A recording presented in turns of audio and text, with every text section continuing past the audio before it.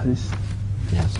First read the hadith, and then specifically the question which is raised should be repeated, should be mentioned after this.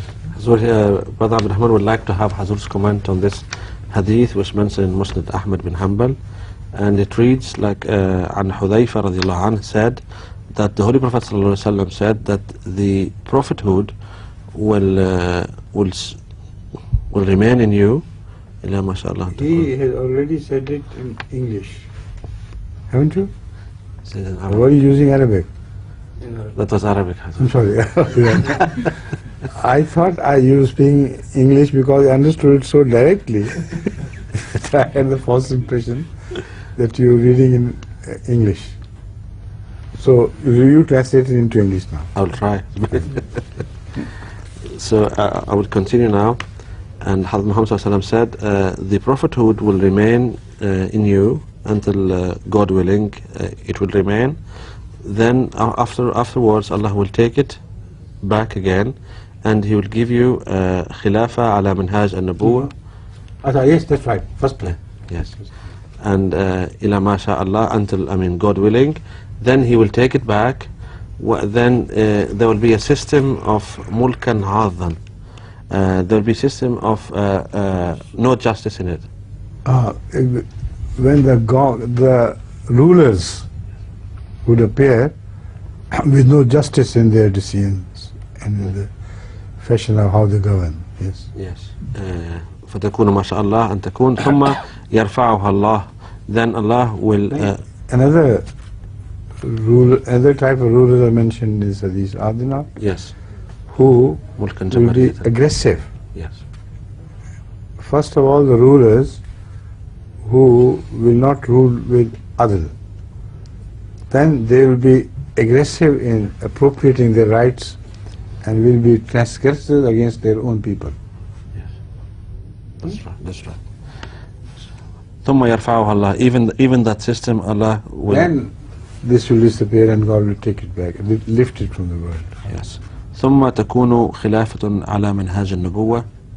And then after that there will be a system of Khilafat عَلَى مِنْهَاجِ النُّبُوَّةِ, following under the system of prophethood. ثُمَّ سَكَتَ. Then Hazrat Muhammad sallallahu alaihi wasallam kept quiet after this.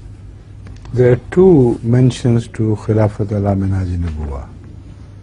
First, immediately after him, and the second, after all these three phases will be over. So, Malikul Az cannot bequeath a system of minhaj an-nubuwah at all.